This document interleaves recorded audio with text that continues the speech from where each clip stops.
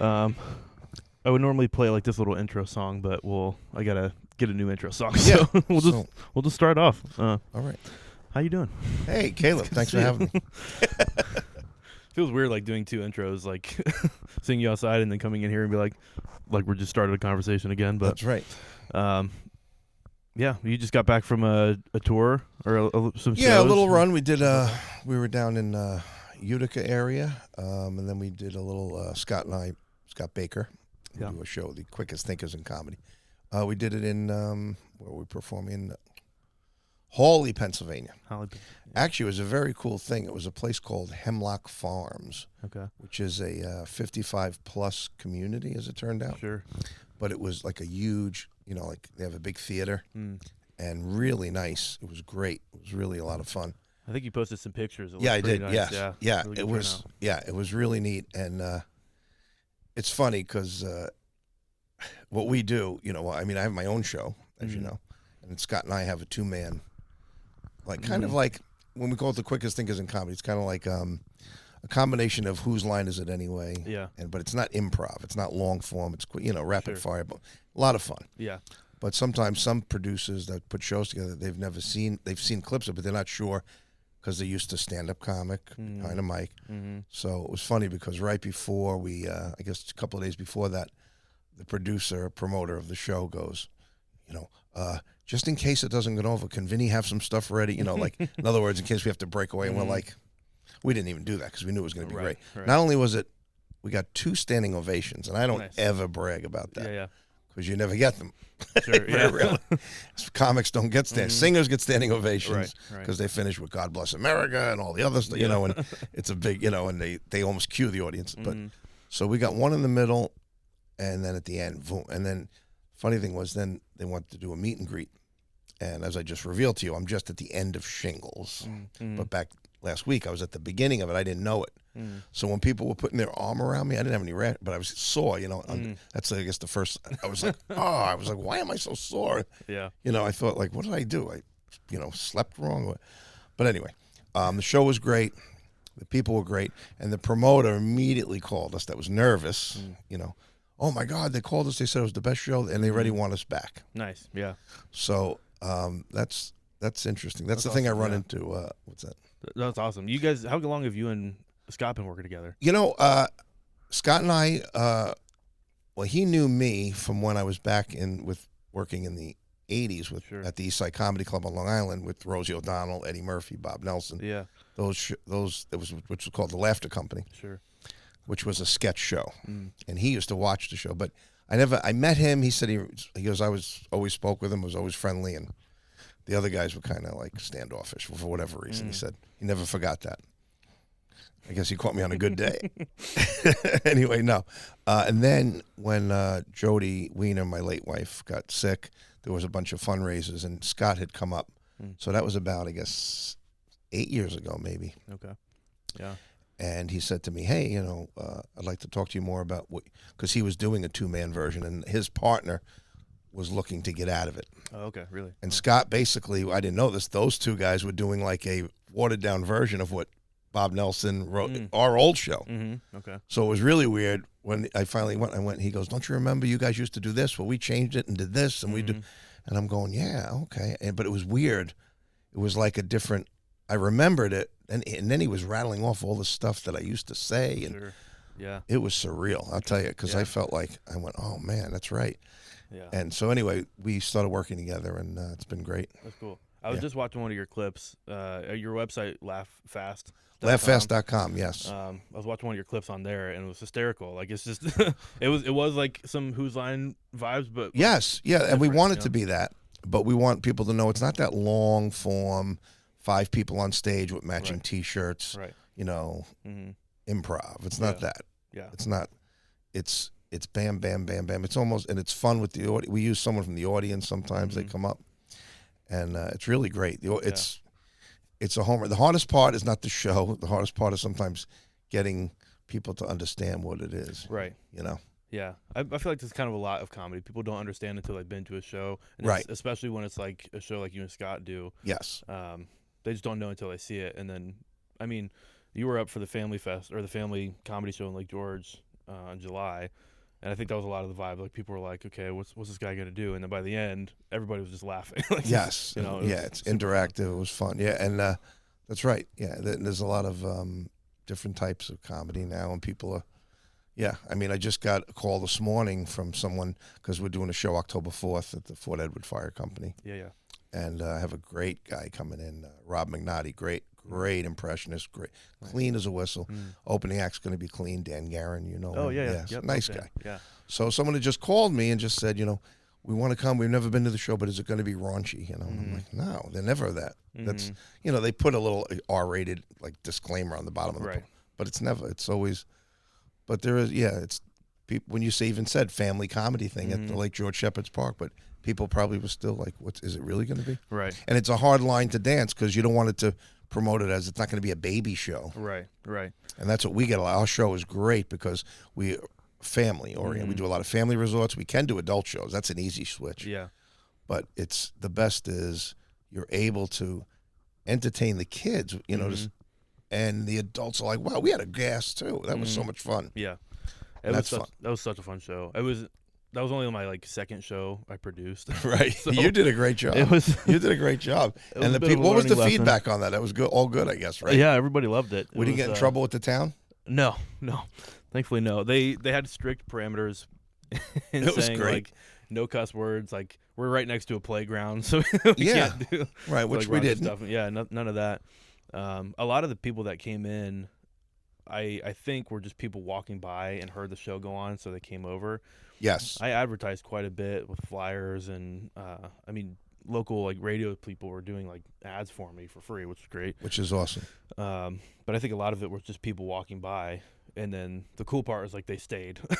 I think when we started, we had probably 25, 50 people. Yeah, you had the tough spot. Yeah. You had the hardest spot on the show. I took a picture and it looked like, but then, by the time I got up there, it was nice and full because everybody, there were 2 or 3 other guys. Yeah, there's 200 plus people there. Yeah, it was awesome. Yeah, it was so good. And that's a nice venue. I'm looking forward to seeing their new structure. Oh, me too. It's supposed to be a really good audio equipment built into it. Right. I think a green room even. It'll be fantastic. So Good. So okay, I'm curious. I want to hear about the start. Ask away. Nothing's I've off got limits.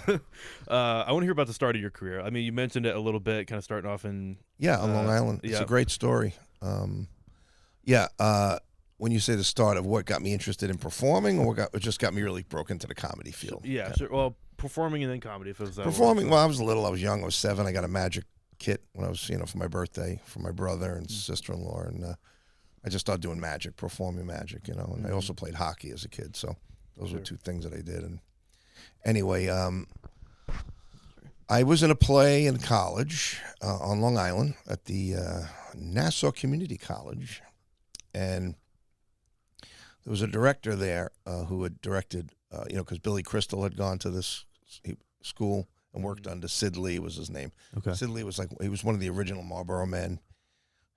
Very good. Yeah. Print ads and stuff, and a great actor. He was also in Mr. Roberts on Broadway. Oh wow. He actually understudied Henry Fonda. People that are listening don't know who we're talking about, but major stars. Yeah. And great actor. So he was in the show.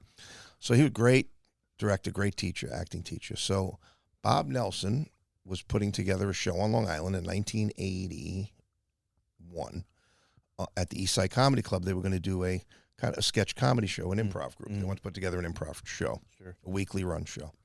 And they had a giant casting call. So Bob Nelson called Sid Lee, because Bob also worked under Sid Lee, this director. He said, "Hey, do you have anybody good there? We're looking for young types, we want to get an audition going, And he said, "Yeah, come check out this one guy, Vinny. He's pretty good. Wow. He's actually got the lead in the show right now. It's called Same Time Next Year. It was me and a young lady. It was just two parts through the whole play. Anyway, I'll never forget it because I went to high school with Bob Nelson, but he was a senior. I was a freshman. So I do remember him because he's from Massapequa. That's where I'm from. Okay. But I didn't know him. I knew of him. He was already a it's kind of established comic personality. He was on the Merv Griffin show and all that stuff. Yeah. So after the show broke, because he came to the play, Sid introduced me to him. He says, "This is Bob Nelson," and I'm kind of I remembered. I was kind of I had my eye on, what my fellow classmates were doing, what we were going to do after. I want to know where the after party was. I was Sure. a college kid, you know. Yeah. And he's like, hey, we have auditions Tuesday at this comedy club. Can I get your number? I want you to. And I'm like, yeah. And I give him my phone number. And that's it. I'm gone. I was just like, nice to meet you. Gone. Well, now let's cut to my house that Tuesday morning. It's like 10 a.m., 10:30. I'm waiting for my buddies. I'm in a big bathing suit, towel around my neck. I'm waiting for my friends to come to pick me up to go to the beach. The phone rings. And, you know, this is when we had phones on the wall. And my mother goes, Vinnie, phone call. And I'm like, and just as she did it, my friends pull up in their Camaro, I remember, and I go over and I go, hello? I go, hey, Vinny, Bob Nelson. Just reminding you, 2 o'clock today is the audition. Oh. I totally forgot about it. Wouldn't have went. And I went, I'll see you there? You know, yeah, definitely. So I hang up the phone. I walk out to the car and I tell my friends, I can't go to the beach. I got an audition. Well, from, you know, a lot of comedians, narrowed down to 50 comedians and narrowed down to 25 to 12 to 6 to 5. And I was one of the 5. Wow. Rosie O'Donnell was in it. And that was my big shift. Sure. That, because now I got to work with very good people. And, you know, and that was a hard spot for us. Myself and Rosie O'Donnell, who, you know, we were young. We were 18. Yeah. And there was all these other comedians that were all friends. They thought they were going to be in on their show, you know. And they were like, who are these two? But we were younger. They needed young types, too, for that. And we knew what we were doing. You know, so we were getting, you know, we grew in the show. But yeah, I had a lot of help from those guys. Yeah. That's so cool. That's a really neat connection to have. Yeah, and actually I have to tell that story, and they're doing a documentary on Bob Nelson, and I'm going to be doing a video of that, telling that story. Oh, cool. Yeah. So you actually heard it first. You scooped it, but yeah, they just called me. I have to do that because it really was. If it wasn't for him calling me, I always wonder what happens. Yeah. If I get, you know, in the car, maybe my friends come early and I jump in the car, and you know, it's so cool. I love that stuff. That's kind of the interesting part. Like, you never know, like, who's going to be at a show, who's going to see you perform somewhere, who's going to be at an audition, or even, like, nowadays, who's going to stumble across you on social media. Like, you know, you just never know. That's right. Oh. Yeah, and I always say it. I play golf. I love golf, and I've met some of the greatest people through golf. Just like I realize it, so I think back, just friends and, you know, just, you know, not even so much comedy, but, you know, of course comedy, but it's just, I love it, the way, you know, you never know who you're going to meet and what's going to be. And one thing that people say, they say I'm a nice guy. Now I'm older, I'm getting a little bitter. No. Little. I've had it finally. Yeah. No, but they said, you know, you're easy to work with, blah, blah, blah. And they used to have these comedy conventions, regional in New York and stuff. And I remember one person that on a dais, actually, I was sitting in the audience. I was a big club owner, and he goes, if I had the choice of, and he names a comic, and he names me, Vinnie Mark. So, which like I was like, he goes, now they're all three. He goes, they're all three going to do a great job. I know they're going to. He goes, so now how do I pick the 3? He goes, well, Vinnie is always on time, early, never late. Doesn't bother wait staff. Is never a problem. I'm going to lean to that guy. Yeah. Yeah. So handle your shit off stage is basically what he was saying. And that's why I try to tell these new, you know, how do I, well, you know, don't be a problem. Don't be in the bar, 18 drinks before the show, drunk or after, hitting on the waitresses. And that helps as well as you got to deliver on stage. But so I just was luckily, and I think that was through my hockey upbringing too, you know, just perform, you know, player, you know, you got to be disciplined. Prompt, and you can't be late for practice, you know, otherwise you got to do. Yeah. To laugh, red line, blue line. No, you're right. And sprints. The professionalism really does help. Yeah, it makes well, a big difference. Yeah, that's it. Especially now, because there is a gazillion comedians now. Yeah. Gazillion comedians, and how do you stand out? How do you break out from all of this technology now? And stuff. Well, that's like part of the reason I wanted to do a podcast was like, one, it's like material I can put out and just kind of, you know. Yep. It's good for connections, but I also like really love like this kind of stuff. Like I sat down with Travis last week, had a really good conversation about a lot of things. Yeah. You know, I just love that format. So yeah, we'll get back to your question too. So that's how I got started, and I started working with Bob Nelson, as well, because Rosie went off to do Star Search, and we still had our group, but he became hot started touring, and when I was in it, he knew I did magic, so he said, "Hey, you should put together a show." Blah blah blah. And I was always performing. I had an act. Yeah. But then I kind of honed it, and so that was fun touring with him. Yeah. Yeah. So when did you as far as stand up goes and getting into clubs and stuff? What was that process? Well, that was just luckily. It was all the process. I was put in a show that was in the #1 comedy club in Long Island already. Yeah. So then they see me in the show, and then I started to do my solo show, in different places, and then you just start to, get work that way, and then before you know it, again, then it snowballs into, opening for this one, and working with this one, and it's pretty cool to be part of an established show like that in these clubs. That's right. That was big. That was a big deal. As a matter of fact, we didn't know how big it was, and it was a Monday night, and it was packed every Monday night. Then it moved to Wednesdays, packed, sold out every Monday or every Wednesday, and we didn't know how good we had it. We were, I was young. It was 1986. The show had really, blown into and just, it was like you didn't know how good you had it. We really did have a good time. Met a lot of great people. I was just watching the Billy Joel, that documentary thing, and I was thinking I totally forgot. He used to come to the comedy club. Really? Yeah. And he was big. Jerry Cooney, the boxer, Okay, yeah. He was friends with the owner, Richie Minervini, who was a great guy, great comic, good friend of mine. He's going to be up. He lives in Florida now, but he's still performing. That's very cool. Yeah. Now, you've performed with a lot of people, too. Yes. You want to touch on that? Yes. You've been, not name dropping, but you've been talking me through some of the people you've opened for or worked with before. I'm amazed. Well, not even comics, too. Something like Randy Travis I got to work with, that was great. That was a fun tour. Bill Burr as a comedian, obviously. I'm trying to think of who. Opened for a bunch of people. And then when I was younger, too, opening for different artists. I'm trying to think of people that I can name that, it goes way. I'm going to date and show my age. I opened for Henny Youngman. Henny Youngman, you guys don't even know who that is. I'm not familiar, no. No, it's hysterical. He was known as the king of the one-liners. These are old. Remember a TV show called F Troop? No. Larry, this is great. Everyone's going to be Googling this shit now, too. Larry Storch was the guy's name. He was a great I'm just trying to think of, everybody from, who just called me last week out of Dom Irera, comedian Dom Irera. Okay. Do you know who that is? No. I'm new. I'm sorry. Okay. No. Okay. Well, he's a great actor. We just talking to him for a while.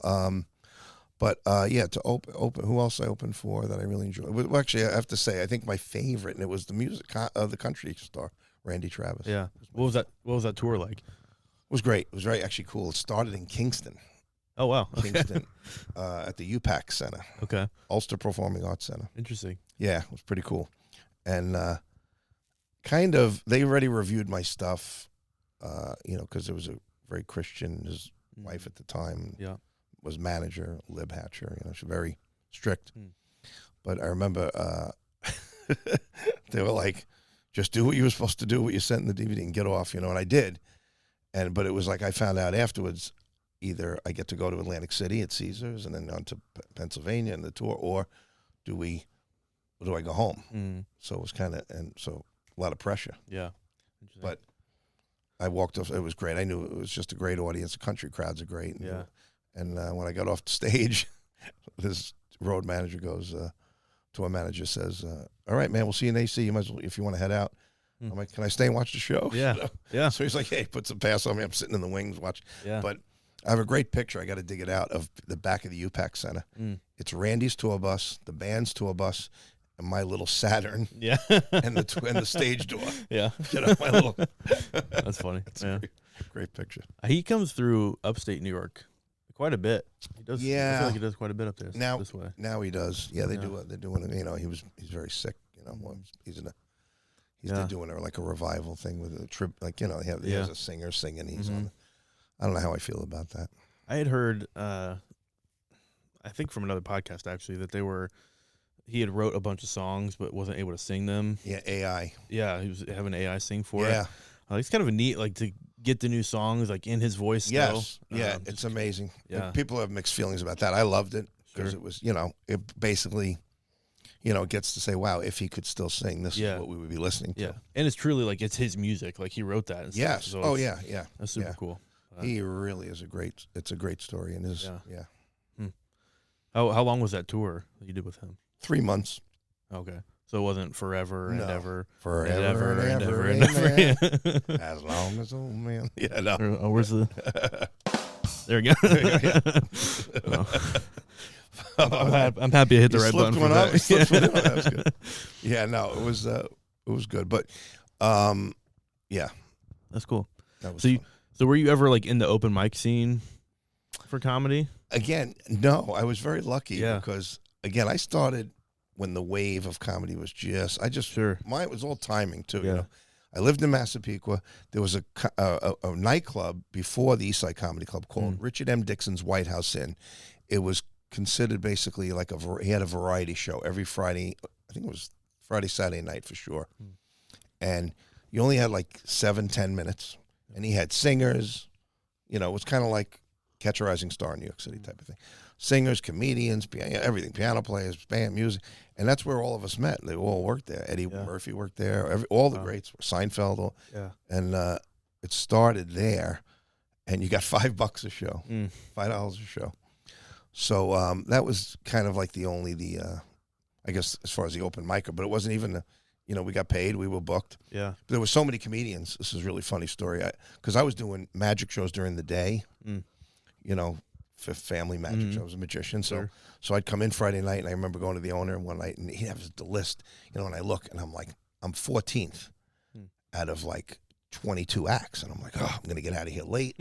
I got to get up early, do all the show at 3, so I said to him, his name was Richard M. Dixon. He was a Richard M. Nixon lookalike. Okay. And that was his hook with the club, so it was great. So I go, Dick. I go, yeah, pipe with me. I'm like, I go, I got a show, 3 shows tomorrow. Is there any way I can get moved up, And he looks, he goes, what number are you? It looks like I'm 14, All right, let me see what I can do. Looks, he goes, you're 11B. like he made me, so I didn't even know there was like 11A. So I wasn't even 14. Oh, wow. Yeah. So there was like a 7A. Yeah.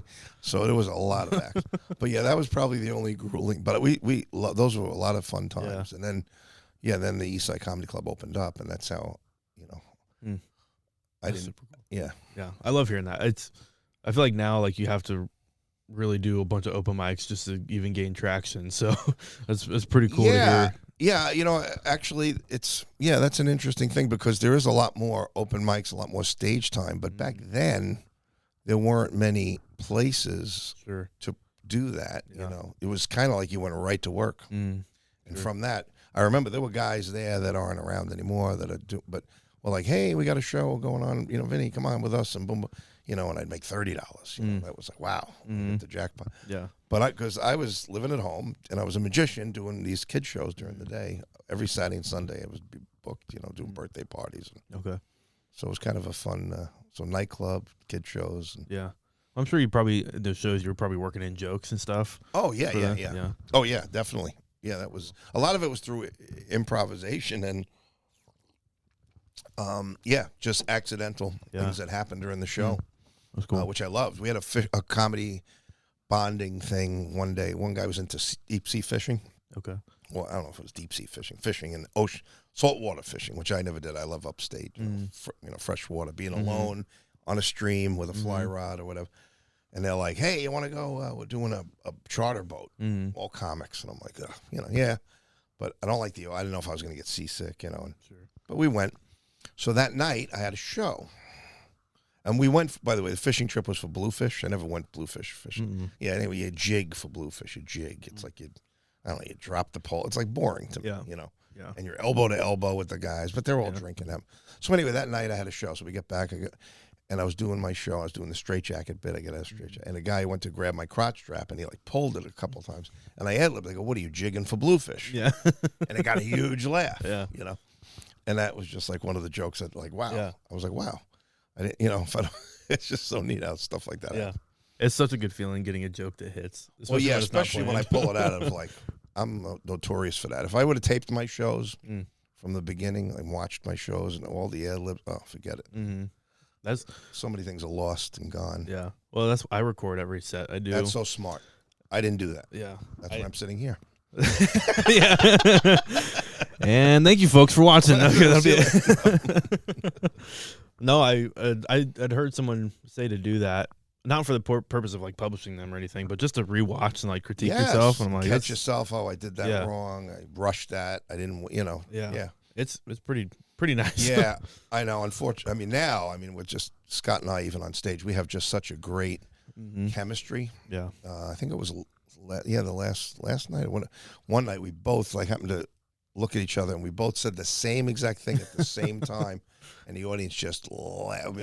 Same exact punchline. Wow. And it was wow. Yeah. And we like laughed at each other. And we just kind of like it just was. I love it when stuff like that happens. Yeah.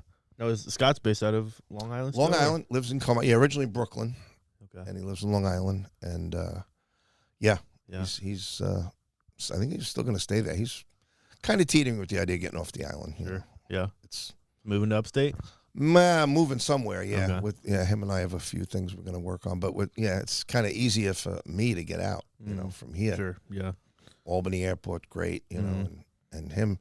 As a matter of fact, we were talking last night about a couple of gigs and things, and there was a thing we're trying to tie in for this woman, a young kid. She has a young kid who's sick, and they want us to do a Friday night. We're going to do a fundraiser for her, and it sounds like it's going to happen. He's like, okay. He's like, see if we can get in on Thursday night. He goes, I don't mind, because he doesn't want to. Friday traffic is just brutal to get off the island. Yeah. I said, yeah, we'll do that. Yeah. But yeah, Long Island is. I wound up here 25 years ago, and that was one of the prime reasons too. I left. I just could not stand the traffic. Now you moved up here with Jody when you guys. Yes. Yep. Moved up here in 2001. Real easy. I was doing a lot of cruise ships. We can talk about that. Did a ton of ships, and I left my house and missed my plane, and I left Long Island, my house, like 4:30 in the morning for an 8 o'clock flight. Yeah. And I'm a half an hour from the airport. Oh. And I missed the plane. Wow. That's because traffic is just. So I just said, I called her up when I said, that's it. I'm done. We had a summer comedy club up here anyway, and we were thinking about we were looking for a summer seasonal place. Sure. Because we've been renting every summer and doing the shows and then leave. So let's just buy something for the summer. And then I said, you know what? Let's go full time up there, sell the house on Long Island. But it was really the traffic that just, I was sick of it. Albany can get bad, but probably not nearly as bad as yes. And you're going to make it to the airport. Yeah, still. What's so funny about that? All my friends and people are like, why are you moving up to upstate? Why would you leave Long Island? Why would you leave? And now they're all like, we want to get out of here. Yeah. You set the example for everybody. Yeah, well, even years ago, they're like, keep an eye out if you see a house, Yeah.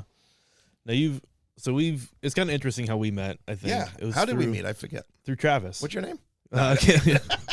I know. Have a good night. No, okay. Wait. Yes. Nope. Cricket. Yes. I got to learn the rest of them. Right. Travis Howe. Right. Beautiful man. Yeah, he was my supervisor. He's booked you before, and I don't remember how you guys officially met.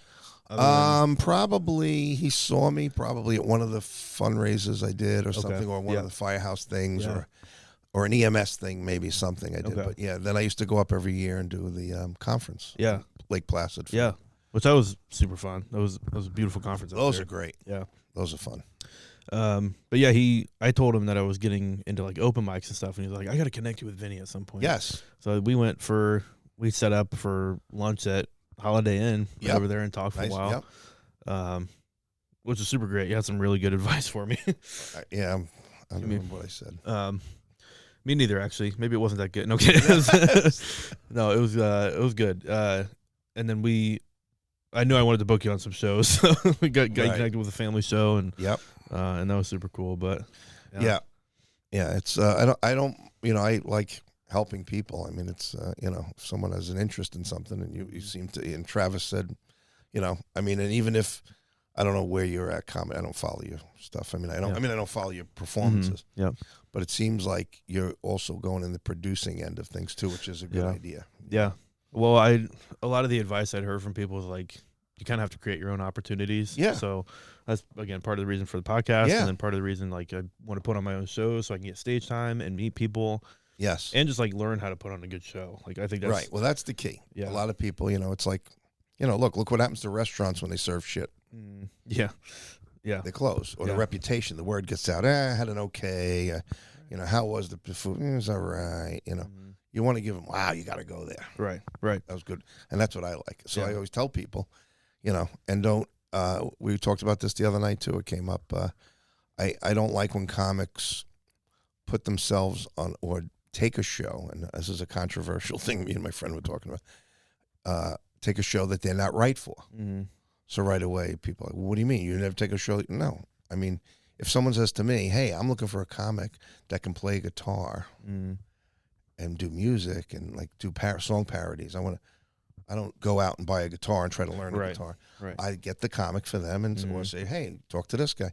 Yeah. Because a lot of people I've seen, you see posts on Facebook, oh, I just got booked for a Christmas party. And they're newbies too. Right. These are like newer comic. And they want me to do like 45 minutes to an hour clean. Well, I only have 20 minutes, and I don't know what I'm going to do. Well, first of all, Christmas parties are hard for everyone. They're hard for me. Yeah. Because why? People want to talk and drink, and they haven't seen each other. I get that. They don't really want to listen to it. I mean, they'll watch you, but especially if the CEO gets up there. But why would you take a show that you're not even ready for? Yeah. And that's one of my pet peeves. Then they go in and do it anyway. They ruin it. And guess what the company says? We're never having another comedian again. That's actually part of the original advice you gave me when we met for lunch. You were like, don't. You said like there's shows where like especially newer comics who just don't have the experience kind of ruin the taste of comedy for other people because it's just not a good it's a bad experience. Show. Yeah, it's a bad experience for the audience, and then they don't know. I mean, now people they know because of the internet in a way that's. Wow, okay, if we're going to pay $57 or $87 for a ticket to see Maniscalco, we're going to get a good show, Yeah. But if we're just going to the, Ha Comedy Club, and it's, on a Thursday night, and it says live, all right, we're not going to, maybe we'll get lucky and, it'll be a couple of. Yeah. So, and you're only paying whatever it is, 10, 12, 20 bucks. Right. Well, that's part of it. Like, so when I started producing shows, I was like, okay, I want to get, like, quality headliners, for sure. Like, people that are, like, experienced comedians to you headline have to the show. Put and out then get some newer people to like maybe open or or like I'll host and do like 5 minutes up front and then I get the hell off stage. You did it right the other right. Yeah, I mean, exactly. And when you're in a groove, I always tell people, if you're rolling, having fun, the audience having fun, then stay up there, but don't if it's not happening, bail and bring up the next guy. Yeah. And then see what happens from there. But I don't know. I have a different outlook because I'm still in the past. I don't understand, this new, and it's from what the old time comedy and what's happening now. I'm still trying to get a grip on it, I'm trying to focus on it all. Sure. We're doing a lot of resorts. I do corporates. We do theaters. So I'm not doing we're doing some comedy clubs, but it's a different breed now, Sure. There's a new younger generation coming in. And, yeah, I'm sure it looks a lot different. Oh, yeah, it is different, yeah.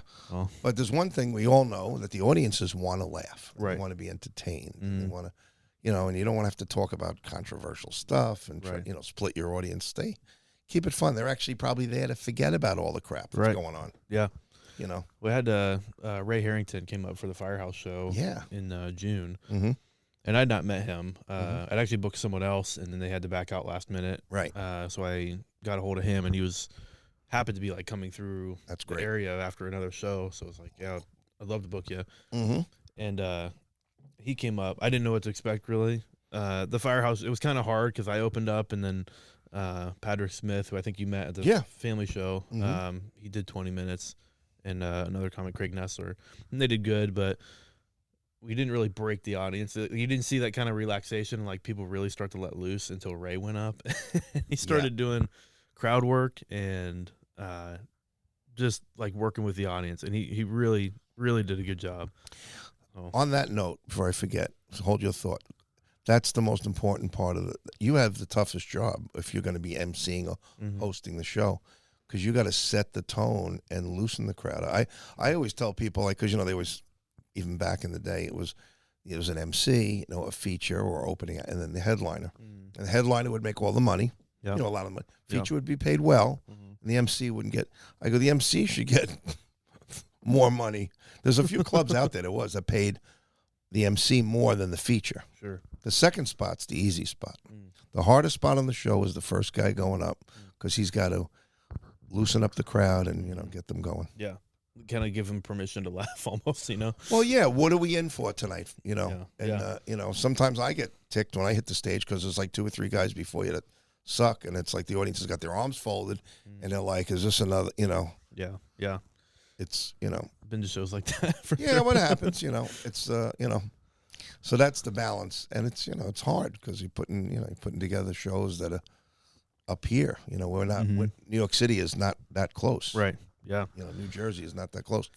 Connecticut, but you know, you have good guys, but it's still you got to. If you bring them up here, you got to put them up. Got to feed them. Yeah, it costs money. The interesting thing, like, well, it's like I still do a bunch of open mics. That's my stage time right now. Sure. And like up here, my favorite open mic to go to is in Vermont.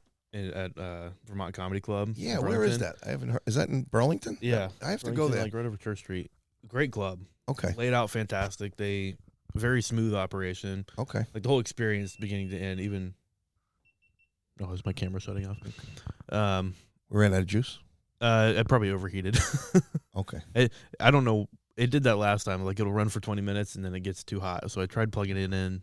Should we take a pee break now? Or you want to check if you want to? No. If you need to. No. So Vermont Comedy Club. Great club. Yep. If you get a chance to go up there. I want to. I Super actually cool. have seen it. Yeah. And I used to go to Burlington years ago. There used to be a Comedy Zone. Yeah. In at the Radisson or whatever's that right on the lake. There's probably a different hotel now. Yeah. Well, they do an open mic Wednesdays, and they're very like they do like a lot of improv, sketch comedy, like competitions. They teach like beginner comedy classes. Oh wow, okay, yep. All kinds of stuff. Plus, they've got the college there, so there's a lot of students there, a lot of younger people that want to be entertainers or just into theater. Good, I love it. And that the Vermont Comedy Club kind of tends to be a hub up there. So when you go on an open mic up there, you're getting like 20 comics, but then you're also getting like 20 or 30 audience members. And it's like a legit show. Yeah. So you only get 3 minutes. It's a 2-hour drive for 3 minutes on stage, but it's worth it. Like you're dedicated. Yeah. It's it's a good drive. Like you get to run through your material and stuff, but the stage time is really worth it.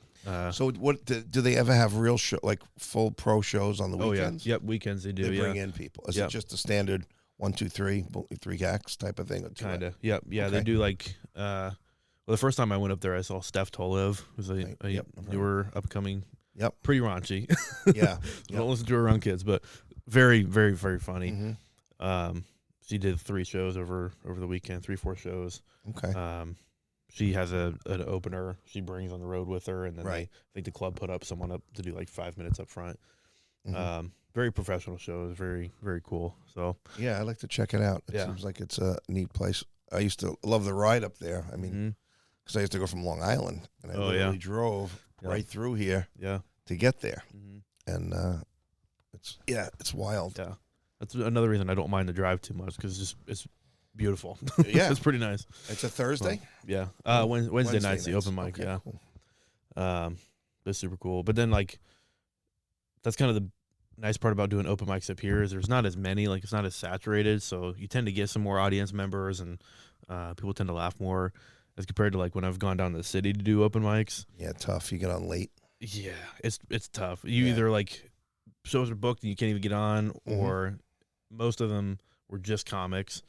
I even went to one at Greenwich Village Comedy Club. Yeah. It was me, the producer, and one other comic. It was like a mic you had to like pay $5 to get however many minutes on stage. Yep. So I was like, I should probably just leave, but I'm going to do it anyway. See if I can make them laugh. You made it down there. Oh, wow. So you're doing the homework, man. You're doing trying to. You're paying your dues. Yeah. Yeah. I mean, it's a different. I always tell. I think I said that to you when we had lunch with Travis. I said I wouldn't want to be a comic starting now. Yeah. Remember that? I did say that. Yeah. Because I wouldn't know where to begin. I don't think I'd want to put in the effort. I mean, I was very lucky. I'm first to admit it. Sure. So I started. It was early '80s when the comedy boom was happening. Yeah.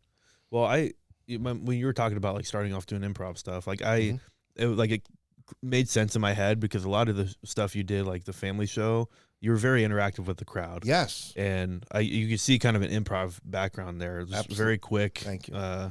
It was so much fun. Yeah, that's what I tend to, exactly. I don't like to be, boom, boom, boom. I mean, I have an outline in my head what I'm going to do, obviously, but I like to go off script, off the cuff, and let it and do it tastefully, with a family show, Yeah. You made me laugh when we went out to lunch at the Holiday Inn. We were sitting there at this table, and this older lady at the bar had dropped her purse, and all of us just watched her like struggle to get down, pick it up, and sit up. And you're like, if we were gentlemen, we would have helped you. It just made me laugh. It was off the cuff, but right. Usually those are fun. Sometimes I get myself in trouble with that, but yeah, that was a good time. But yeah, that's funny. It's what else we talk about? What shows you got coming up? I was telling you before we went. I said I don't even look at my calendar more than a week out. It's terrible. No, but I know what. Let's see. What is today? This is roughly 24th, Wednesday of September. Yeah. So okay. Yeah, I'm in Bridgeport, Connecticut, doing a theater there this Friday. Nice. I'm sorry, Saturday, and then Sunday I'm going to be at the Rocking Horse Ranch doing a family show in New Highland, Highland, New York, Highland, whatever. You've done quite a few of those shows. Yeah, we have Scott and I had a residency there, which is really all summer, and we do Woodloch Pines Resort too, which is in Pennsylvania, the number one family resort. Yeah, and it's great because it's just, again, there it is, families, kids, adults. We have a great time. But then after the end of the summer, I just jump to my solo show. They give me a few. Okay. I do, kind of ride out through the fall and into. It seems like a pretty good room there too. I've seen you post some pictures there. Oh, it's a great room. Yeah. It's packed. It's and it's wonderful. And the showroom in Woodloch is even more amazing. It's like a Las Vegas showroom, and it's booths and tiered and big stage. They do major productions there too. It's great. Yeah. Does Scott do a solo show? No, Scott tried years ago. This is, I guess, when he was watching me, and when he was younger, he's tried it, and then that's when he teamed up with the other guy. There was another guy, and then he realized, like, hey, we could do kind of a two-man version, and he's the first to admit it. They took basically our show that we were doing 40 years ago, whatever it was, 40 years ago, 30, whatever it was, and then how long ago was it? Yeah, 40 years ago, and then changed it, but kind of didn't steal it, but changed it. And that's why it's still to this day. He'll be in the car. We'll be going from the hotel to the place. He's going, why don't we try blah, blah, blah? Remember when you used to do? And I'm looking at him like he might as well be talking Chinese. Because I don't know. He goes, I just can't believe you can't remember. I go, I don't do drugs. Yeah. I didn't drink. I didn't do drugs back then. I was straight and I don't remember. But I kind of, then when he recites the thing, and I go, oh, yeah. I mean, we had some, and there are footages, this tape, and I will look for it. There is some videotape that if it can get bumped up, boy, what some amazing footage. I mean, major stars now, too, that came up and did like you say, I guess that would be the version of the open mic. On our show, before they brought us out, they would put on like one or two guys. Just open up and do a few minutes. Yeah, and actually, I remember Kevin James was also another friend of mine. He came up. That was one of his first times coming up. And I remember him coming up. He did something about running out of the bathroom because the bathroom, and he had like toilet paper. He only did it once. Yeah. And I remember him saying, he goes, I'm never doing that again. Like, he didn't, That's funny. Just some reason I remember that. Yeah. Interesting. Yeah. Now, you mentioned cruise ships. Yes. Let's dive into that. The cruise ship world of performing, great for if you're a comic and you want to do cruise ships. It's tough to get on. I think now, well, let me go back. They do have comedy clubs. When I started, we were working in the main showroom. You only had to do two main shows, and then one welcome aboard show and a farewell show. I'll tell you about that. But it's great for young or a single guy, If you're married and you got kids, because you got to go away a lot. Sure. You're away a lot. But cruise ship life is fun. It's great. You get paid great. When I was doing it, it was even better because you only did like probably 3 shows a week. 2 main shows. That you do a welcome aboard show. The first night of the cruise, you go on and they bring out 1 or 2 of the what they call guest entertainers. So they bring me out. I do 10 minutes, just a teaser. Yeah. And I'll be like, hey, see you Tuesday night. Make sure, and you do well on your little 10-minute bumper. Yeah. and they all packed the theater. Sure. You got 1,200 seats, 2,500 people. Really? Yeah, I wouldn't have thought it was that big for a cruise ship. Oh, the cruise ship showrooms are tremendous. Wow. There's 3 tiers, and now they're even bigger. Yeah. When I was doing them, it was like amazing. Yeah. And it's a different world on the cruise. Yeah. But again, you got to be safe. But even back then, don't talk about this. Not political stuff. Even they were more. Don't talk about the cruise ship. Don't make fun of this. Sure. You know, you can't. You know, and there's so much material there too. Yeah. You know. Oh yeah. You know. Well, that'd be a great place. I mean, especially for family shows, like to do. That's what I did. Comedy magic stuff. Yeah, that was. I was a comedy magician. That was Yeah. the bonus for me. I was billed as the comedy magician. Yeah. Well, actually, the magician. They had a magician, a comedian, and I always got to work with comic friends of mine because they were booked as a comic. Sure. And then they used to have reviews. People used to write Vinnie the comedian was great, even though I was billed as the magician. Yeah. So sometimes the comedian would get the credit. Yeah. Interesting. Yeah. Yeah, and I used to go, because when people would say, we really enjoyed you, I said, all right, if you're going to comment, you have to say Vinnie the magician. You know, it's like comedy magician. Yeah. It was weird. Interesting. Yeah, it was fun. A lot of great experiences. Trying to think of when I was on a ship once that went dead in the water. We lost power for 2 days. Wow. That was pretty serious. Yeah. Did you guys have to do more shows to try to keep? No, there was no power. Oh yeah. There was no power, no heat, no air conditioning. Oh, wow. It was brutal. We slept on the decks up top. It was bad because wow. the company, when they went under, it was called Premier Cruises. They were horrible. They were horrible. And it turned out, I found out later, because I'm thinking we were out of New York and we were going to doing a New England run. And we were 150 nautical miles off of Nantucket. I remember that much. And we went dead in the water. Wow. Lost power. And the reason we lost power was the company was so cheap. You know, they were like cheaping out. I guess there's 3 engines, and engine 3 was already blown. So they were going on engine 1 and engine 2. Engine 1 blows and takes out engine 2. So we had no engines. Oh, wow. Yeah. So then what happened was they were afraid to call the Coast Guard because the Coast Guard would have saw that they were sailing with the wrong, you know, and it would have been shut. So they were trying to like wing it and get it fixed. Meanwhile, we're floating in the ocean and people are panicking. People panic. That was like really the weirdest thing I saw. People say, you know, because I don't swim. That's another thing. I don't know how to swim. So people, you work cruise ships? I go, aren't you afraid? I go, no, I'm not afraid. I'm afraid of these people. I'm afraid of the passengers because they panicked. Yeah, grabbing food, stealing food. Oh wow! Yeah, fights broke out. Yeah, people. Oh, it was horrible. Yeah, it was sad to see actually. And when I remember sitting on the deck, and the kids were in the pool, just playing with each other, all from all over different parts of the world, just loving each other, eating peanut butter and jelly sandwiches, tons of free ice cream because the freezers had so there was tons of ice cream. Yeah, and they're having a ball. I'm going, look at all these other people. You know, panicking, life jackets. There was a crew of lawyers going around with a clipboard trying to get stuff signed. They're going to sue the planet already. I'm like, just relax. Clients, but that one was, they finally did get one engine going, but we can only go 5 knots. Oh. And we were putting back to the harbor for the 4th of July celebration. Yeah. That was part of the deal. We didn't get back till July 5th. So they missed everything. It was, they went under probably a couple of months after that. Yeah. That's a pretty bad look. That was the bad story. The good stories are you meet great people on the ships. You have great shows. Not only meeting other comedians, other singers, other talented people. Best way. If I don't pay. I mean, I haven't paid for a cruise, but if I had to vacation, I'm a cruise. I would love to cruise. You get best bang for your buck. Yeah. You got your food. You got your entertainment, gambling if you like that. Different parts of different ports of the world. Yeah. I think it's great. There you go. I've not been on a cruise, but I've heard it. Travis recommended it a lot. Love it. He goes. Now they're bigger and better. Yeah. Oh yeah. I've heard I'm sure like comedy shows on cruises are just cool because it's something to do. Like you almost have a guaranteed audience every night. You do. Oh, actually, they're sold out and now the comics. That's what I was talking about. I said I did like 2 or 3. Now, from what I understand, because I haven't done the comedy cruise ships now where they do the comedy club. Scott and I do the main theater. Yeah. And same thing, 2 shows, 1 night. Nice. And we did a welcome aboard show because just our act was actually billed as a specialty show, which was great. Wow. Yeah. But they do 2 shows a night. You work like 5 nights. Sure.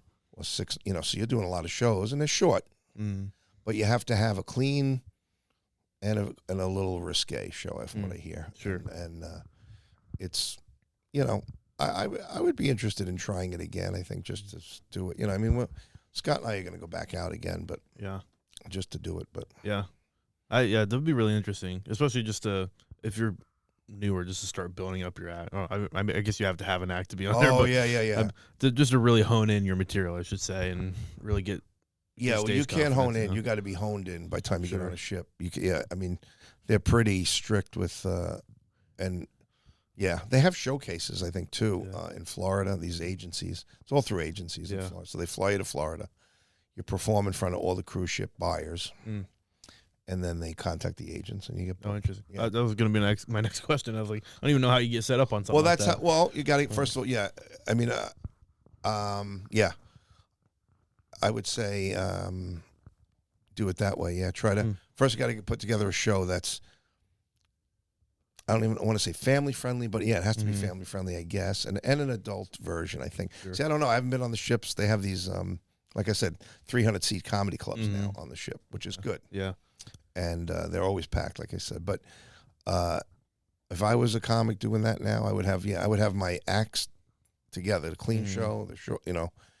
And then what's kind of weird too is, from what I hear, is like if you and I are doing the ship that week, it's Caleb on the 7:30 show. You know, you open, I close that one, and then on the next one, I open, you close. We flip. They flip us. Interesting. Yeah. From what I hear, yeah. And then we do that's our clean show, the 7 or whatever it is, 7:30 show. Then the 9 o'clock show is the a little more R-rated one, and you got to be completely different. Yeah, because a lot of people come back from what I hear too, and they like you. So yeah, and the same thing. So it's a different little bit of. But I would say, you know, you gotta. And I know I hate to say this, but I think you really have to know somebody, because to get your clip to be looked at by an agent or an agency in Florida or wherever they are, to get you on the showcase. And then once you do that, a lot of times they try you out, and this is still consistent because that's how I broke in. You get the worst 2 weeks of the year, which is Thanksgiving break and Christmas break, because the guys that are already established want to be home with their families. Sure. So they go, all right, we're going to try Vinny, put him in on the, you know, and that's what happened with me, and I did well. I was in Puerto Rico too. Half the audience didn't speak English. Yeah. Did they translate for you? No. I was visual, and it worked. So. Okay. Oh, that's so interesting. Yeah. But you get to travel, and it's a great gig. Good for a single guy though, because that's one other thing too. But not only the traffic thing from Long Island, we moved up here, was, you know, Jody, my late wife, comedian. She was a comedian too. She looked at me and she said, you know, you were gone like 33 weeks last year on cruise ships. You know? Wow. And I go, well, you know, we're gonna pay for this house on Long Island, blah blah blah. Let's go full time up here, you know. You know, so that was part of it too. Yeah. Huh. I was thrilled to get off ships. Were you? Yeah. Probably taxing after a while. Well, it's just you know, and you get in a mental. You get into a mental, because you're on a ship for, let's say, 3 weeks. And then you have passengers coming on, coming off. I remember after a while, I was like, who are these people? Why are these people on my ship? You know, why don't they know where they're going? Like, they're in the way, you know. Yeah. Because and it's just, because they're like, where is the bathroom? You know, where is this? And it's just funny. Stand up a bucket. Yeah. That's wild. Yeah.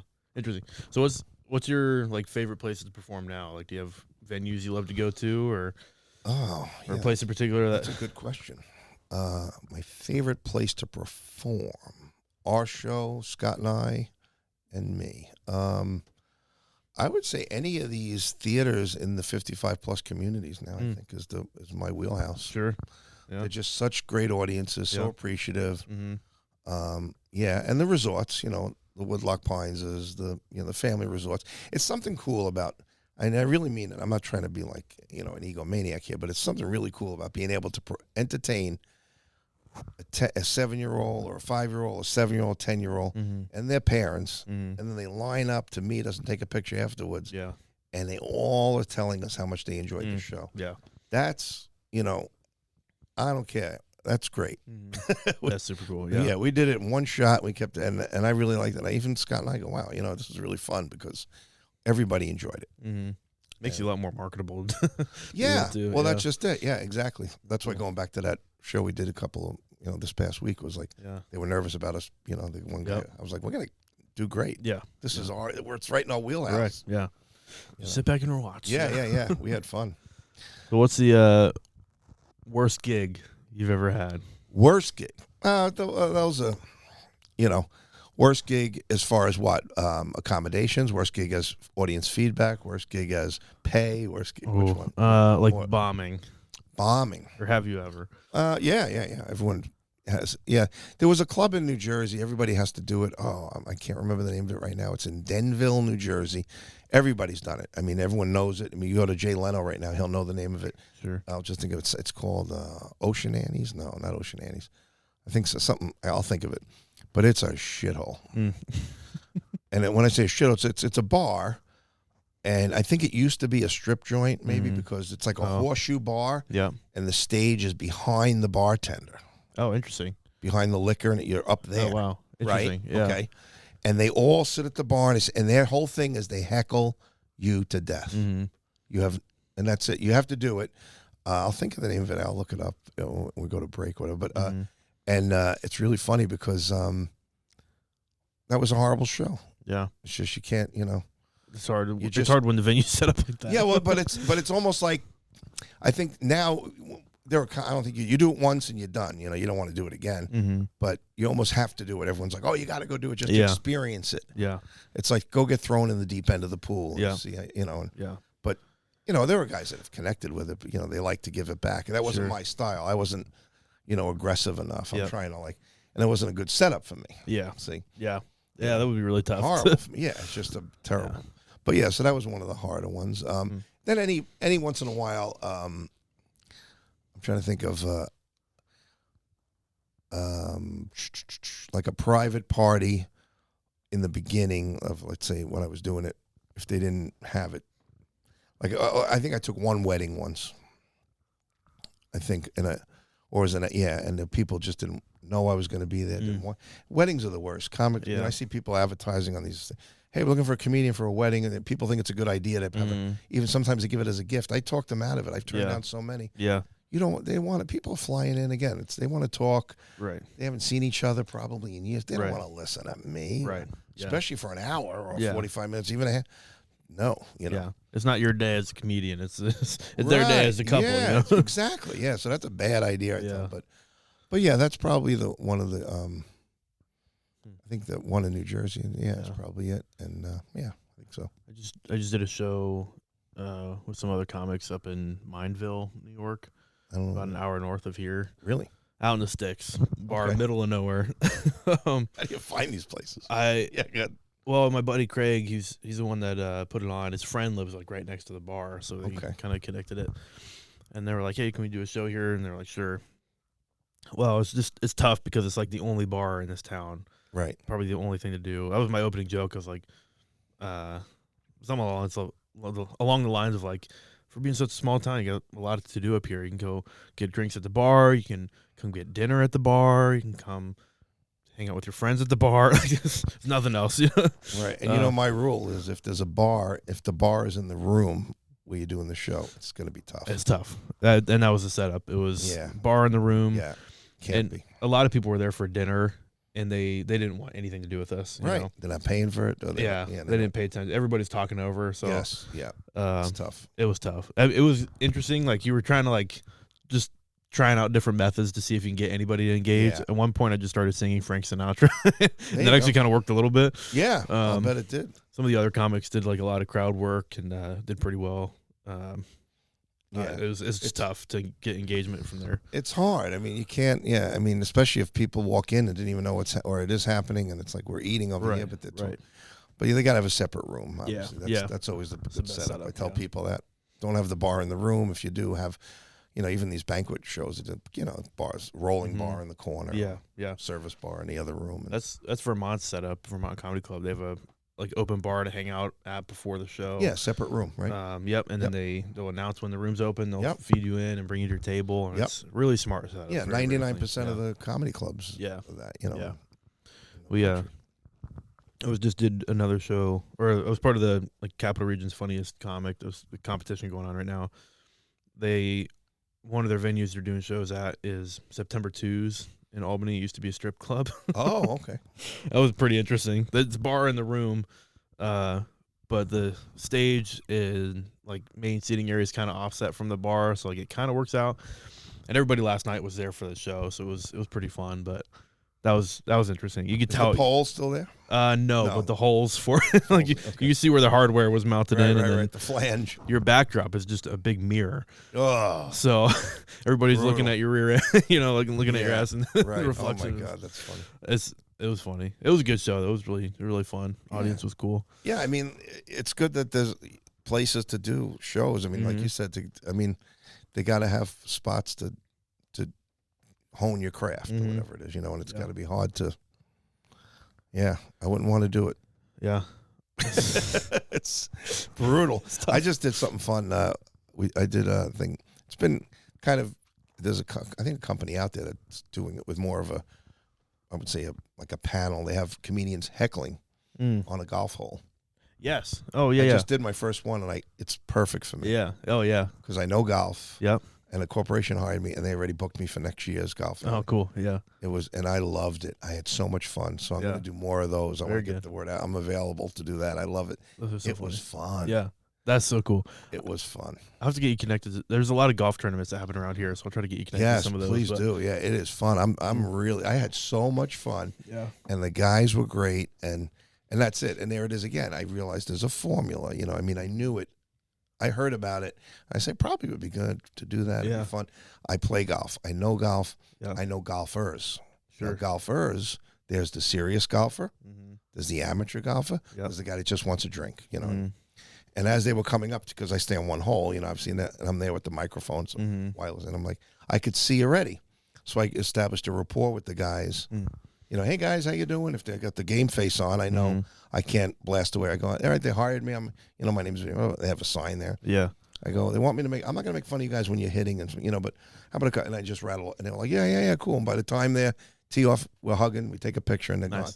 Then the guys with the beers, coming on, I immediately start ramming them. Yeah. As soon as they're pulling, and they're dying. The guys, Yeah. They're just there for a good time. Right. Yeah. And it was fun. Yeah, it was great. I really had. Awesome.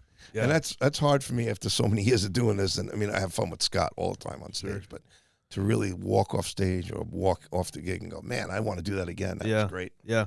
I've seen there's some like guys that have like YouTube accounts. They do that. They'll sit on golf holes and just heckle people. Yes. Super funny. Very, very super funny. Yeah.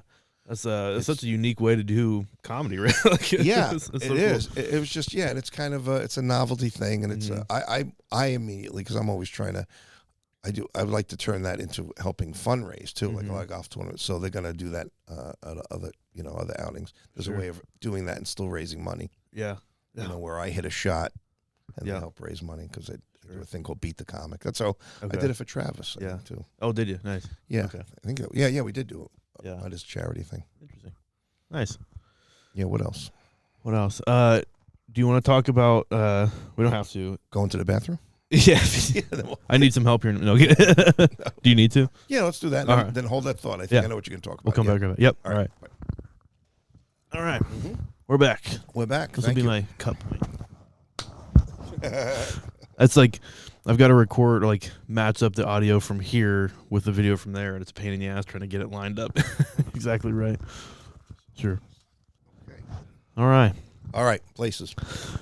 Let's get into it. You were going to ask me. Yeah, just to talk about Jody and like kind of the story there. Yeah. One, how you guys met, and she was a comedian too, so I'd love to hear about that. And then just kind of just illness and all that kind of stuff. Yeah. I was lucky enough to be married to one of the greatest. She was really, truly a great comedian. Jody Weiner, I met in, I don't even know, 1993, 92. I don't know. Yeah. But boy, we'll talk about her career and stuff, but real quick. But I met her. She was up from Florida. She was originally a Long Island girl, working around, and she was living in Florida then and doing gigs. And she was up at an agent's office up in New York, and I was picking up a check at an agent's office in New York, and she happened to come in, and the agent goes, he goes, hey, this is Vinny. He knows everybody. I hook up, talk to him, and But she was a Jewish girl, and I'm not Jewish, and the agent was Jewish. He's an old man. King Broder was, and he goes in, but don't be thinking you're taking her out. She's going to marry a nice Jewish boy who's going to put a diamond in her pupik, which is her belly button, So, and anyway, that's what he said. So I'm like, okay. So we go outside, and we exchange numbers. That's it. And I think I liked her immediately, And then I said to King, I don't know what she does, to the agent. I said, put me on a show with her. He goes, okay. So I call her up, too, before that. It put me on a show with her about 2 weeks away. So I call her up about a week later and say, hey, we're going to be working together, and why don't we go out to dinner? And she's like, I don't go out with comedians. I go, what do you mean? She goes, I don't date comedians, just so you know. She laid it right out there. Interesting. Yeah, they're all bust outs. And I'm like, wow. Yeah. So I go, okay. So we go do that show that night. I open. She was a headliner. She blows the room away. But anyway, when I got off stage, I did my show. I got off stage. The MC was up there doing a few minutes. She whispers to me, hey, we can go out to dinner. I go, I thought you don't date comedians. She goes, I just saw your show. You're not a comedian. That was great. Wait. There he is. That was great. Bill told that story. Bill Burr told that story at the eulogy. He goes, that's his favorite story about us. Yeah. Anyway, so, and that was it. We were together for 30 years. Wow. Yeah. And unfortunately, 15 years in, I guess, she got diagnosed with esophageal cancer. But she beat it. Unbeatable cancer. Yeah. We're at Sloan Kettering. They said, you got 3 months to live. Wow. Get your affairs in order, and boom, I'm like, and she beat it. Wow. And then she gets breast cancer, which was handleable, and then she got esophageal cancer again and beat it. Wow. Twice. So we're like, but it was a wicked battle. I mean, then that's truly remarkable. Remarkable, unbelievable. Yeah. Wow. Unbelievable. She was really had the fight of unbelievable. And that's why she was so great on stage. But then she got a thing called Progressive Supranuclear Palsy. It's called PSP. A lot of people haven't heard of it. They're learning about it. PSP is a neurological disease and often misdiagnosed as Parkinson's, but it's not Parkinson's. Okay. Linda Ronstadt has PSP right now. If you remember years ago, they diagnosed her with Parkinson's, not Parkinson's. And terrible disease. The brain doesn't produce dopamine. You lose movement. You all control your movement of your muscles, and that's it. So she unfortunately, I kept her home the whole time. Took care of her in 5 years of that. Yeah. But she was, if she was alive and was doing what she was doing back then, she was ahead of her time. She'd be rocking it. She'd be right up there with. Yeah. She was great. Joe Rogan. Joe Rogan's one, you've heard of him. Yeah. He loved her even back in he used to have her open for her when he was in the comedy clubs. Oh, wow. Yeah. Yeah. I mean, she was a wonderful. The female comics, I know they're not going to, they weren't a fan of hers because she was so great. She was painfully honest. It was a competition. Competition. Oh yeah. I mean, we could really hear some terrible stories about, but I won't. But I mean, yeah, no one. I don't think. I mean, they weren't too disappointed when they heard she was sick 16 years ago. Wow. Yeah, that's how brutal the business is. Really? Oh yeah. Wow. And you think I'm just saying that and maybe putting that out there, but now you would need proof, right? People like proof. Back up your statement. So she gets diagnosed with cancer, esophageal cancer. She was already doing lots of theaters in the region. One of the theaters owners who loved her very much said he was contacted by a couple of the women comics that Jody used to work with, thinking, oh, they want to do a fundraiser for her. No. They just wanted to do her theater. And he called me very angry. It was because he told them off. Those bitches, he said. The body is still warm. Yeah. He said. I mean, that's. Yeah. So I went, well, yeah, I know. I mean, then there was no, it was a handful that, I mean, with all the girls that she gave a lot of work, she was a big advocate for female help. Yeah. Did a thing called Ladies Let Loose. A handful of the girls reached out to me, handful, to say, sorry, can I help? But no. Yeah. Nothing. Interesting. Interesting, but true. Yeah. If we put this out there, which I hope you watch the blowback and watch the bullshit and watch how they spin that story. That's the truth. Yeah. She got sick. They were jumping on the bed. They won't admit it. Yeah. But the proof is, why did you contact the theaters and go, we're ready to do these. We'll continue doing these. Yeah. For self-gain. Yeah. For self-gain. Yeah. Yeah. There were people that did lots of fundraisers for her, Yeah. friends of mine, friends of hers. Yeah. And helped us get through a really tough time. I mean, yeah. I couldn't do it again, I don't think. Yeah. No way. Yeah. Now it was 5 years. You guys were 16 total. 16 total with the PSP or the cancer and PSP. No, 5 years. I think we didn't know she had PSP because the cancer was 16 years ago. Then she had cancer, cancer, and then PSP. But the last 5 years was PSP, but we didn't know it until the last 3. So she had it for 2 years. She was falling a lot. That's the other thing with PSP. You fall backwards. And we thought maybe it was, whatever. We didn't know what it was. And she broke her femur. It was really horrible. Yeah. She was laid up and non-weight bearing for 6 months. And and it was all because of the PSP. Yeah. Now, did they misdiagnose her as Parkinson's? No. At first? Or they didn't know what it was. This is another, again, I sound like Donald Trump. People don't like to talk about this. Yeah. No, but what happened was when she had knee replacements done and she was still falling a little bit. And even the PT people, when we were taking a PT, she fell off the bicycle. And, the owner was like, oh, she's not working hard enough. And I'm like, there's something wrong here. Right, right. And, he blew it off. We had home PT when she broke a femur because she broke a femur and was doing that. And the PT guy who just decided, and I always give him credit, man, he's awesome, Andrew, give him credit because he said, do you mind if I do some kind of test? And he took a pencil and he was looking at her eyes because your eyes are the first thing that when you have PSP. So he does this thing with the pencil, and he goes, see, her eyes are drooping. He goes, because your eye muscles, the muscles of your eyes, and they look down. That's why people fall back. So if I'm looking down and we're standing, let's say, so in order for me to look you in the eye, I got to tilt back. And when you correct that, you automatically, but it's such a subtle thing. Yeah. You fall backwards. You're like, why did I just fall backwards? Well, because you don't realize you're looking down at your shoes to make me look at your face. I got to tilt my whole, and boom, I go back. Wow. So he said, look into this thing. There's a rare, and he did his homework. PSP, it's called. He says, look into it. And then I had it tested, and that's what it was. Wow.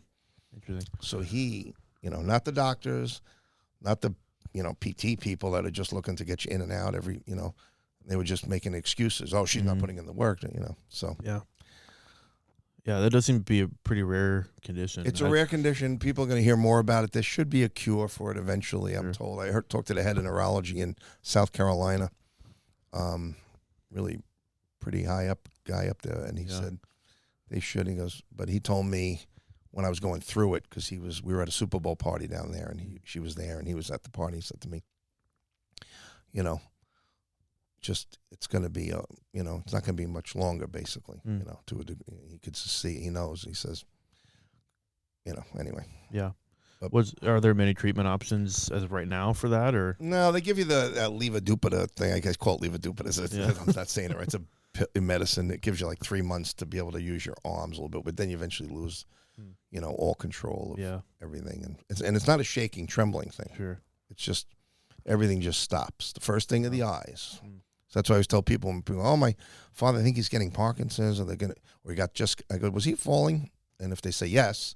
I asked the key question, forward or backwards? Yeah. If it's backwards, it's not Parkinson's, it's PSP. Not that that's going to help, but at least something to look out for. Yeah. And, But the esophageal cancer was amazing. I mean, to beat that twice, I really was amazed. I learned so much about that. So you went through radiation and things for that? Radiation, yeah. She did the aggressive and then, the second one was amazing. When she had it again, it was in the wall of the esophagus. So they go in... they did it at actually St. John. Was it in Albany there? St. Peter's? St. Peter's, yeah. Peter's, yeah. And during COVID, I'm sitting in the parking garage for 5-6 hours. But anyway, they go down in there and they go into the wall of the esophagus. They make a bubble and they put like a saline or whatever. They blow a bubble in the wall. Then they go in the bubble, take out the cancer, and then close the Interesting. It was only like 3 or 4 teams at the time. Wow. that can do that. Yeah. And they did it, and it was amazing, and Incredible. it worked. Wow. Yeah. Wow. Yeah, that was like, because it had nothing to do with the first one. And people that have acid reflux, I will tell you, if you have acid reflux, get an endoscopy, because this is a wild statistic, but a high percentage of people that get esophageal cancer had suffered from acid reflux for years. Wow. Yeah. And what it is, I have it, hiatal hernia thing. Your stomach acid comes up a little, and it wears away. It does something to the lining of the esophagus at the junction of the stomach. Sure.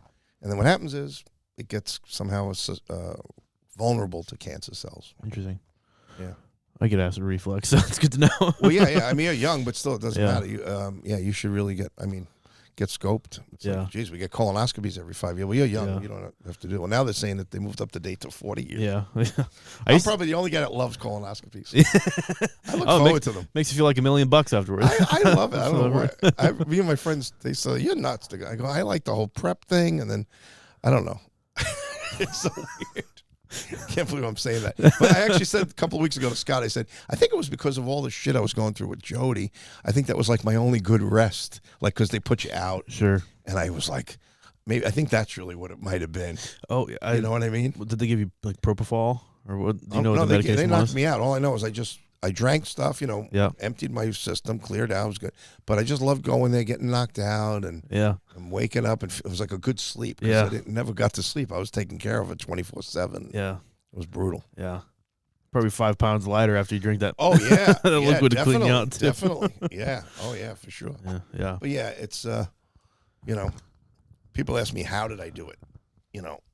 Stay with her for so long, through all of that, like not, because near the end, it's very hard. She couldn't move. Sure. Yeah. And I didn't stick her in hang on. You're good. I didn't stick her in a rehab center, which is another thing I'm passionate about. I think they need to really up their game. The nursing home and rehab centers are in really bad shape. Sure. Yeah. I can agree with that. Yeah, well, that's another thing people don't like to talk about, Yeah. and it's like, I get myself in trouble all the time. I mean, when I talk in a crowd of people or at a party, because 6 people just stuck their parents in there, Yeah. They're horrible. They're understaffed. They're overworked. Yeah. I get it. But in this country and this, they got to figure it out. It is. I mean, I respond to a lot of nursing homes as part of being a paramedic. Sure. I mean, you see that all the time. And it's neglect. Yeah. It's neglect. There's no other way. And I worked in one tough. for 5 years. Did you? Accidentally, yeah. Accidentally? Yeah, I was doing shows, and I was in activities. Oh, okay. Yeah. And I kind of so when I was at home, I worked. It was part-time type of thing, and very rewarding. Loved it because I got a lot of people that were shut-ins in their rooms out. Sure. Oh, yeah. And doing stuff. I learned how to see. This is how God works too. I learned how to do the van and do the lift and and strap them in and everything. Little did I realize I was going to be doing that with Jody years later. Yeah. So wow. Yeah. So, but what I did learn was, you got to be a special type of person to work in one of those places. They need to up the pay because that's how I guess maybe you're going to get, unfortunately, the people. Right. But really, if you're doing it for the money, you shouldn't be there anyway. Right. Yeah. You're not going to. It's just you can't pay you enough money to do that. It's just people are. I mean, it sounds cruel, but I feel like these people got, the dementia thing is a whole nother thing. The dementia unit's tough. That I get. But some people, there was a couple of residents in there that accidentally took their diabetes medicine, insulin, twice. And the kids, when I say kids, that means there's 3 or 4 of them that would just threw them right in the nursing home. Yeah, yeah. And because he was like, it's like me and you talking right now. I'm like, why are you in here? Right. And I'm not allowed to ask that, but I did. And he was like, I took my once. Oh, you mean you screwed up once and your kids kicked you to the curb? Right. So that's the tough thing. I try to reassure my patients, because a lot of them, when we get called, it's the staff that's calling for them. Yep. They feel like they're forced to go to the hospital or they have to do whatever we say. And I'm like, no, as long as you're of sound mind, you make your own medical decisions. I'm not forcing you to do anything. You're still in charge of you. Yeah. And I want to make sure they know they have their independence still. Of course. It's a dignity thing too. Yeah. Yeah. And absolutely. Yeah. It's, I tried to rally the troops, as I say, the employees there, but I wasn't because I did on my own. I got, I was very involved because, that's me. That's what I do. Sure. I love, helping, and because you're in a health care facility, you got to at least care. Mm-hmm. Yeah. but I try to tell people, this is kind of like their last party, their last hurrah. They've already been kind of kicked to the curb by their family to a degree, or denied. Now they got to get it here. Otherwise, So let's give them a little bit of, So yeah. There's other cultures out there that do a lot better job of taking care of their elderly. I heard about that here. Or I mean, I think Japan was one. Yes, the mountain. Yeah, is that the one? The mountain, something like that. Yeah, I think there's documentaries on it and all kinds of stuff. Someone told me about that. There's a book I have to read, or where they send you to the mountain. Yeah, and they take care of you, and then you're done. Yeah, maintain your dignity. You're you still have independence as best you can. And someone was telling me that. Yeah, yeah, it's, My parents always joke with me.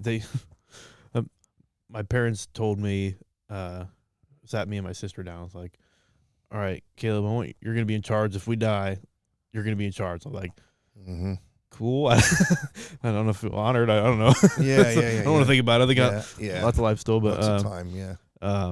That's their one thing. Is like, I don't want to be put in a nursing home. I don't blame you at all. That's last resort. And I always tell people, and that's a whole nother show, but really just, I tell if you have, if there's 3 kids, like, 3 sibling, kids, and they're like, have their lives, I get it, but figure it out, Right. Yeah. Just use that. Don't put them in there. And, they say, yeah, we had to put mom and, me and my 3 brothers couldn't figure it out. Yeah. I'm like, what do you mean? Because I think I know what you mean. That means you wouldn't be able to maybe go to every hockey game. Yeah.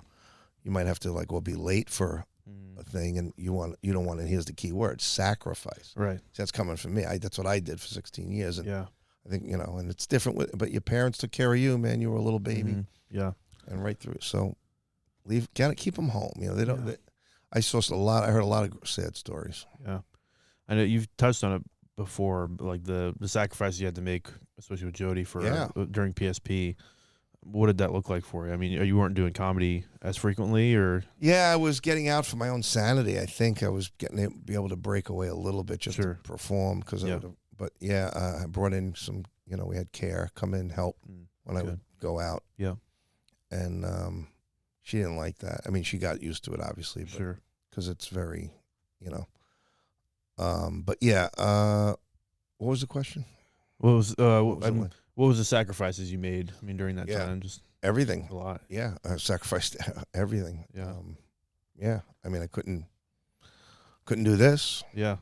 And people, couldn't just get up and go out and have a slice of pizza, or I mean, something simple as that without, having coverage for her. Mm-hmm. Yeah. At the end, last 3 years was tough. Yeah. But I would take her. I got a van with a lift, which was really cool. Yeah. And we went and we would go to South Carolina for the winter months. Got her out of here in the winter. It was great. It's a good idea. But yeah, and work down there a little bit. But it's really, really, you got to sacrifice. Yeah. And it's just you got to shift your life. That's what it is. It's a shift, and people don't like to do that change. And that's the thing where I'm a bad guy to talk about that. There was someone had called me, said, his wife has got a brain thing, and he's going to be putting her. She's just just in the beginning of it, and he wants you to talk to him. And I go, about what? He goes, well, he's going to put her in a nursing home. I go, well, you don't want me talking to her. Yeah, him. I mean, I'm the last guy. Because I'm going to tell him, you stick it out and work, and right. And then you'll know when it's, and then you bring in your hospice. That's what I brought in hospice on Thursday. Jody was gone that Sunday. Wow. So that was, I realize in hindsight, I could have probably brought them in sooner. They're great. Hospice is amazing. Yeah. I didn't realize. I didn't even know what it was. We did shows for them. I didn't know. It was just a word to me. Yeah. I didn't understand the amazing thing that hospice does. I get to work with some hospice patients, of course. Yeah. Not that frequently though. I mean, they tend to have their shit figured out, like, and then they know, they're just so accustomed to like the end of life process, and they're just so great. Like the nurses that I've worked with that are in hospice, beautiful. And I mean, it's obviously sad, like that process, but it is also beautiful at the same time. Like you're you know, very vulnerable, very personable moments. And those hospice nurses and doctors do amazing work. Amazing. Incredible. Unbelievable. Yeah. I'm so glad that I got to figure it out. Unfortunately, it was in reverse. I didn't know what it was when we were doing fundraisers and things. We used to do it for the hospice workers, I think. Yeah. It was really cool. And then I found out at the end how magical and whatever it is they do. It's just, Yeah. Crazy work. Yeah. Not crazy work, but yeah, just crazy to think about. You know? Yeah, and you have to be a certain type of Yeah. What's one thing you would want people to know about like PSP? I mean, you talked about like kind of recognizing it as a huge deal. I want to be more. I want to be. I think I'm almost ready now. Because I wanted to step away from it a little bit, but I want to be involved in PSP awareness more. Yeah. Just everything and anything. Everything's on the internet now. You know, Google it, read about it. Find out about it, and eventually there will be a cure, I'm sure, but at least you'll know the early signs, because I think it's misdiagnosed a lot. More and more, you know. I mean, I think I want people to just educate themselves about it. And there were doctors that didn't know, like, you know, Jody used to get, because she had her endoscopy every year because of the cancer. So when I called the gastro guy, and I just said, hey, she just was diagnosed with PSP, and she has an appointment, you know, like coming up. And he goes, listen, I'm going to let's close the folder on this, because he goes, God forbid, even if I find something, I'm not going to put her on it. You know, he was real, you know, cool about it, but at the same point, but he didn't know what it was. So when I said PSP, he went, what is that? Yeah. He went, hang on a second. I heard him hitting the keyboard, and he's reading, and goes, oh, okay. But he didn't know it about. Yeah. I mean, my first time hearing about it was at lunch. Yeah. Oh, yeah. You can go through at a hospital and ask certain nurses and doctors too. That they're just not. They're learning about it. You know, it's a neurological situation that. You know, I think the guy in South Carolina said it comes from, and they think it comes from a virus in the stomach that somehow. I think they said it, and that's why they think they're going to get a cure for it. Sure. If they can, get it. Yeah. Before it. Probably a lot of research that needs to be done on it. They're doing. I'm sure as we speak, they're figuring it out. But that's why when I heard about who was that actor? You know, Caddyshack. I'm drawing a blank. You mentioned her earlier, I think. Yeah. No, the guy. Oh, guy. Chevy Chase. When I hear about him, Chevy Chase doing his.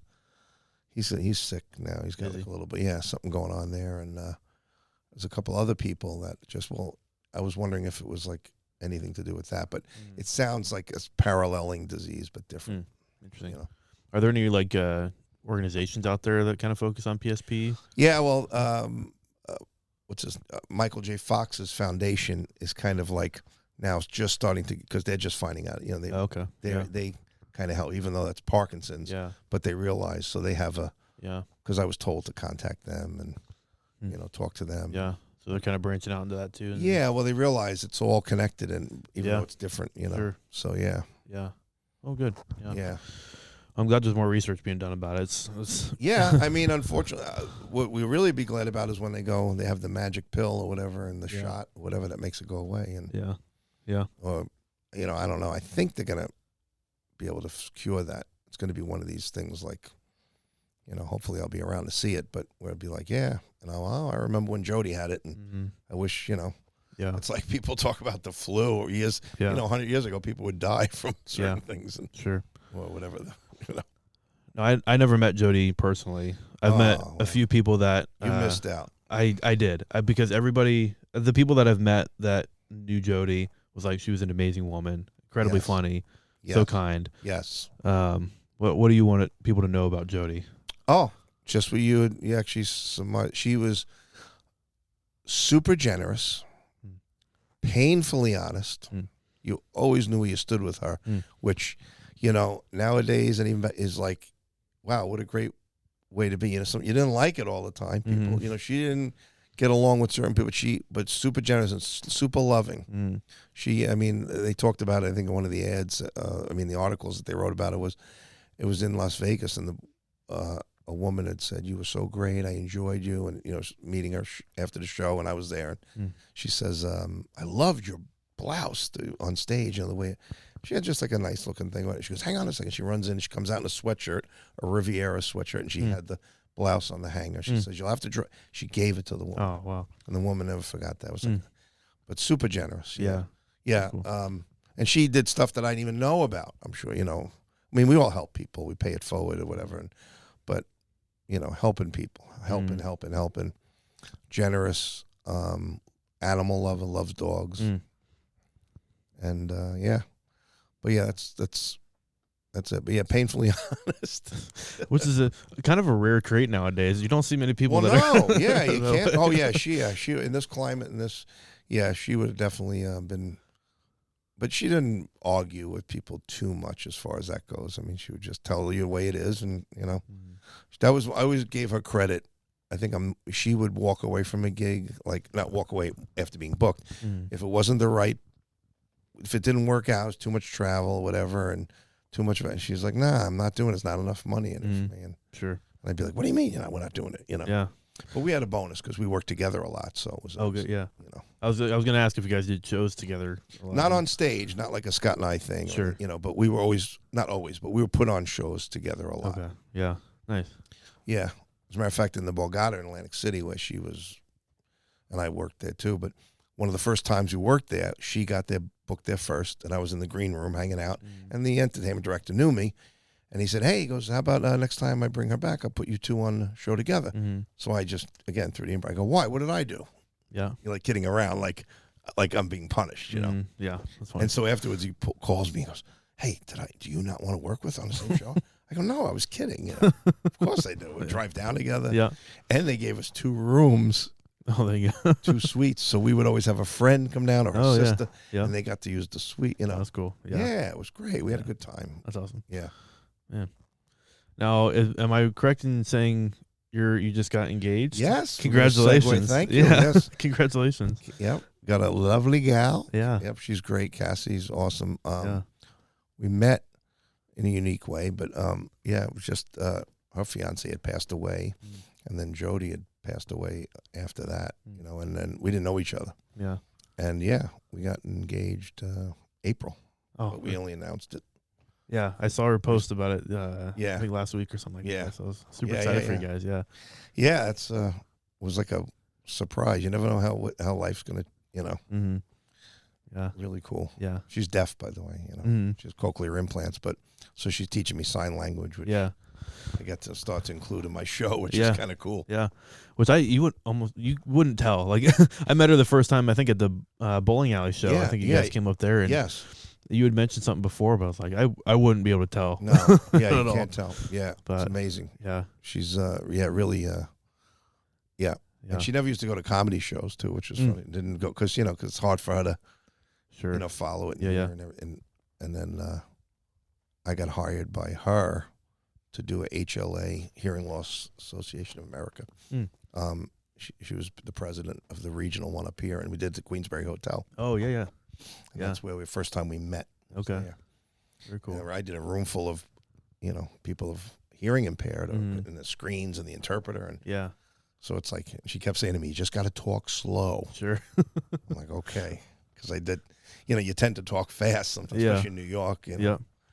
But yeah. Yeah, that's cool. That's a cool venue too, the Queensberry Hotel. It's a neat place to do comedy. Yeah, I have I love it there. I have a cool story about that place. Back in 1992 or 4, I did a show. We did shows there when I was still living on Long Island. We produced shows there. Yeah. Just for, I think, 1 or 2 weekends. And it was great. It was fun. Yeah. The Queensberry, Glens Falls, this whole area, they support comedy. Yeah. They really do. They do. I've got a show coming up on Halloween at Charles R. Wood Theater, right, in Glens Falls, and they're super supportive. They were very excited to bring in comedy. There's quite a few shows kind of coming up this way, so that was really neat. Yeah. They're about that. I'm actually doing a Halloween show in Utica area, Maynard Fire Department. Are you? Nice. Yeah, they're doing a family thing. Okay, yeah. So they just called me and said, "Well, you want to?" It's like from 7 to 8 or whatever. It's just kind of a cool idea. They take the kids and the families all go trick or treating, I guess, obviously, and then they all go to firehouse, food, and a show. Yeah, which is a great idea. Great idea.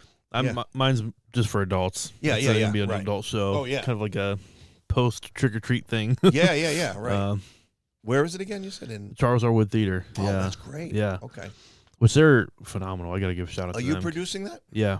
Oh, good for you. I reached out to them because I was like, I want to keep like bringing in like headliners to this area. Yes. Put on like Smart. high quality shows. Very smart. And do it at good venues. And Correct. I went in and did a tour of their place, and they've got the main theater, which I want to say is like 300-400 seat. Yep, 325. theater. I think that's maybe more. Yeah. Yeah, and then they've got the cabaret room too. It's cool. I've seen both shows in both. I've done shows in both, and Good. I Yeah. love both rooms. Are great.